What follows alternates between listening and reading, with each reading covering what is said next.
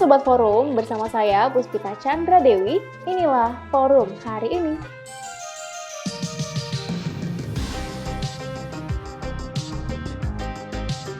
Sebelum kita masuk ke beritanya, jangan lupa like, subscribe, komen, dan nyalakan loncengnya. Sekarang, yuk kita ke beritanya. Berita pertama, Presiden Republik Indonesia Joko Widodo melakukan kunjungan kerja ke Australia mulai hari ini, Senin 4 Maret 2024. Wakil Presiden Ma'ruf Amin pun bertugas sebagai PLT Presiden selama Jokowi kunker ke luar negeri. Hal tersebut diatur dalam keputusan Presiden Kepres nomor 12 tahun 2024 tentang penugasan Wakil Presiden melaksanakan tugas Presiden. Kepres tersebut ditandatangani oleh Jokowi pada 1 Maret 2024. Ma'ruf tetap wajib berkonsultasi dan meminta persetujuan Jokowi terlebih dahulu jika ada kebijakan atau suatu hal yang perlu diputuskan. Setelah Jokowi kembali ke Indonesia pada 6 Maret 2024, tugas PLT Presiden pun berakhir. Diketahui, Jokowi ke Australia untuk menghadiri konferensi tingkat tinggi atau KTT ASEAN Australia. Jokowi bertolak ke Australia dari Lanut Halim Perdana Kusuma, Jakarta Timur pada Senin 4 Maret sekitar pukul 10 waktu Indonesia Barat. Jokowi mengatakan KTT ASEAN Australia itu pun juga memperingati 50 tahun kemitraan ASEAN dan Australia. Kata Jokowi, KTT akan membahas bagaimana kemitraan strategis komprehensif ASEAN dan Australia dapat dioptimalkan ke depan untuk mewujudkan kawasan Indo-Pasifik yang damai, stabil, serta makmur. Untuk tema KTT ASEAN Australia kali ini adalah Partnership for the Future. Berita berikutnya, calon presiden nomor urut 1, Anies Baswedan, mengatakan bahwa pemerintah harus ikut bertanggung jawab terkait ledakan suara Partai Solidaritas Indonesia (PSI) dalam 3 hari terakhir sekalipun partai tersebut dipimpin oleh Kaisang Pangarep yang merupakan anak dari Presiden Joko Widodo. Hal tersebut diungkapkan Anies di Kampung Akuarium, Jakarta Timur pada Minggu 3 Maret 2024. Anies berharap kegaduhan yang sering muncul disebabkan oleh ramainya permasalahan sistem informasi rekapitulasi atau Sirekap dari Komisi Pemilihan Umum atau KPU dalam pemilu 2024 tak merusak legitimasi masyarakat terhadap pemilu. Diberitakan sebelumnya, PSI mengalami lonjakan suara yang cukup besar dalam waktu singkat berdasarkan data Sirekap dari KPU. Dalam selang waktu 24 jam, suara PSI bertambah sebanyak 98.869 suara atau setara dengan 0,12%. Pada Jumat 1 Maret 2024 pukul 12 waktu Indonesia Barat, perolehan suara PSI sebanyak 2.300.600.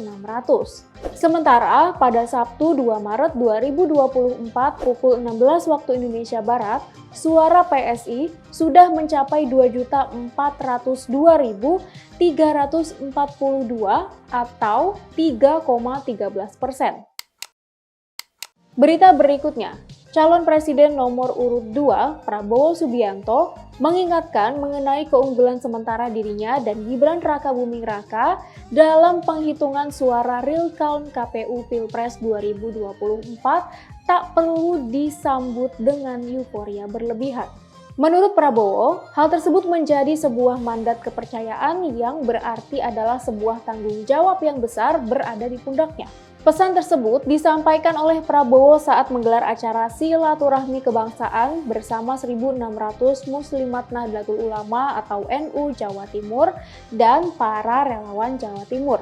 Acara silaturahmi itu digelar di kediamannya di Padepokan Garuda Yaksa, Hambalang, Bogor pada Sabtu 2 Maret 2024. Beberapa tokoh dari tim kampanye nasional atau TKN juga turut hadir dalam acara itu, yaitu Khofifah Indar Parawansa, Emil Dardak, Gus Miftah, dan Jenderal Purnawirawan Dudung Abdurrahman. Prabowo menegaskan dengan menerima mandat, segala pemahaman, kemampuan, pengalaman, pengetahuan, dan teknologi yang dikuasainya akan digunakan sebesar-besarnya untuk kepentingan rakyat Indonesia. Lalu, Prabowo dalam acara silaturahmi tersebut memberikan ucapan terima kasih atas dukungan dari para relawan, Muslimat NU, kiai, hingga ulama yang diberikan kepadanya dan juga Gibran.